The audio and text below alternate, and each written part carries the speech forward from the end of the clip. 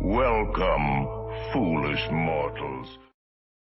Row 18, plot 20. Hey everybody, welcome to Now It's Dark. I'm Jim, and today's video is a little bit outside of my comfort zone. I'm actually doing a video entry into the Road to Hell 100K subscriber contest for Sean Patrick Erschen, and his channel will be linked down below. There's two reasons why I'm actually doing a video entry. I think this is my first one that I've ever done. I've entered by leaving comments before, but I really enjoy Sean's channel. I think he's very creative, and he does a good job with his editing, and I really enjoy his channel. So I'm not just saying that for the sake of this contest, but I dig his topics and some of the things that he does. And then I really listened to his video, and the 5 questions for the contest really made me think. That created like some nostalgic feelings for me because I was thinking about different movies.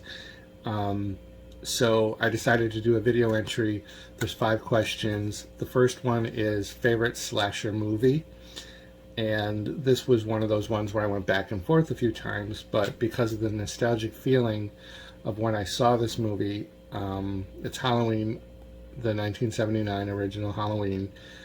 And in a lot of ways, this started my desire to see more horror movies. I was at that age where, very easily influenced, and Halloween is one of the movies that really started my real passion for watching horror movies. I had already been reading, by that time, the Stephen King novels. I was lucky to have parents that enjoyed horror movies and reading books. So I started my horror journey in books with Stephen King novels, and then watched movies at a young age with my parents. And Halloween was one of those ones, and it's one of those movies that had the edited for TV version, so it was on very regularly, multiple times during each Halloween season, so I got to see it so many times.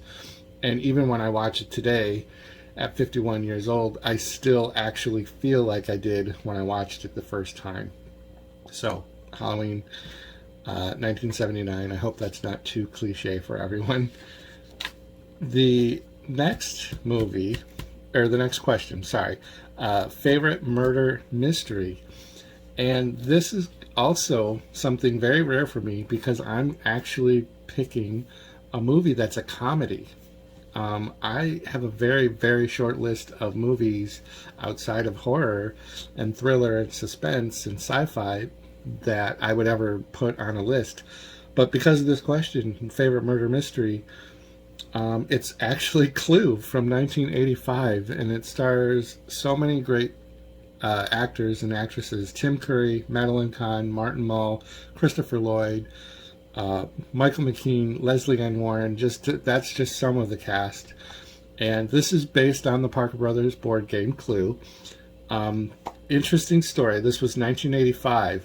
I was 14 years old. I lived in California for a very short time, and the radio stations were doing contests for the premiere of this movie, and I called in and won a ticket to go see the opening premiere of the movie Clue.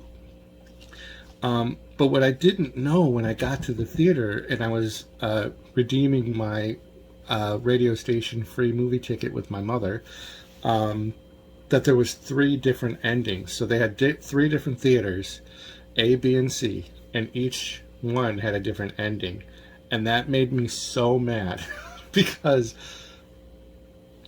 how do you do that to somebody? Like, I just didn't know. So, now when they show it on TV, or if you buy the DVD or Blu-ray or whatever, it includes all 3 alternate endings. And I don't remember which ending I've seen, but it's one of those movies that when I'm channel surfing and it's on, I watch it and I still giggle and I laugh And it's a great memory because it's probably the only thing I think I ever won off of a radio contest. 3. The third question, favorite classic horror movie. And, I think as many of us do in the horror community, when you hear the word classic, you automatically think, Universal and Hammer. This was a real tough one for me because there's 2 movies that are in my real top tier. And I had to think hard about this, but my second choice would be Frankenstein. And I say it's second choice because Frankenstein is a movie that, as I got older and I realized Dr. Frankenstein's mental state and his God complex, I didn't realize that until much later in life because, I was a kid when I see these black and white movies. But to find out that he had to have the cut scene of him declaring that he was a god and things. And I think back to if I were alive in the 1940s and had went to the theater to see that, how shocking that alone would have been. But my number one favorite classic horror movie is The Wolfman, 1941 Wolfman with Lon Chaney Jr. He did 4 sequels. He played, all the monsters Lon Chaney did. That movie also starred Bela Lugosi as the actual first werewolf in the movie. People forget that there were 2 werewolves in that movie, even though it was off camera. Bela Lugosi was a werewolf because he bit Lawrence Talbot, and that's how he becomes a werewolf. So there's 2 werewolves in that movie. But that is a movie that I have always thought was great. Universal was the true pioneers, really, when it came to storytelling and adapting books to movie, and also for creating a universe. Marvel gets a lot of credit for their superhero universe and how well it melds together. Well, Universal did that all first with these classic horror movies, with all the crossovers, and including one of my favorites, which is the Abbott and Costello Meets the Monsters. Okay, question 4, favorite film director. This one, again, elicited a lot of emotion from me because the movie in particular that made me recognize this director was Blue Velvet from 1986. The director is David Lynch. And when I saw Blue Velvet, it was, again, at that age where I was very impressionable, and David Lynch has such a different style of directing and storytelling.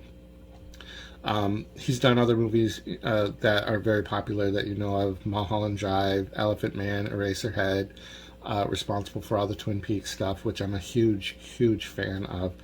But Blue Velvet is what really made me recognize the name David Lynch. And again, that is a movie with so many great actors in it. It's very bizarre, it's twisted. It really made me look at movies differently because of his directing, for everything, including lighting, music, voyeurism, perversion in movies, subtlety, and then, just there's so much in that movie. Again, it's a real favorite of mine. I don't know that is horror, but it's definitely suspense thriller. And for 5, favorite horror or sci-fi series. And my first instinct was to say American Horror Stories, because I really love that show. I love how each season is different, and then they use the same cast members but in different roles and have different themes. But after really thinking about this over the past couple of days, again, I'm going with that kind of nostalgic feeling. In 1983, I would have been 12 years old. There was this really crazy miniseries that came out on TV that, for some reason, just had me, my younger sister, and both of my parents excited for us to sit and watch as a family. And we were allowed to stay up late to watch this miniseries. And it's the miniseries V, with Mark Singer, and Robert Englund, future Freddy. But it was a real good miniseries for 1983. Like, there was special effects that I hadn't seen before. There was practical effects with makeup and the tearing of skin and showing the lizards. There was the gross out factor that they ate mice. There was the whole division of people that wanted to welcome the visitors and those that knew the truth that they were really not here as friends. And I was so captivated by that as a kid, and my entire family was. It's one of the few times that I can remember like all of us watching a program together for consecutive nights to its completion. When they did this, the second series, or they did some TV movie follow-ups, we didn't watch that all. I definitely watched them, but yeah, so that is my favorite sci-fi series, and that's going to be V from 1983. So be very interested to hear anybody's comments or input on these answers. Please check out Sean Ershen's channel. Again, the link is below. He's got really great quality videos and is well deserving of getting at least to that 1K milestone, if not further. But that's going to do it for me, everybody. Thank you. I would like to thank all the little people who work so hard to make this picture a success. I would like to thank them, but I really can't because I did it all myself.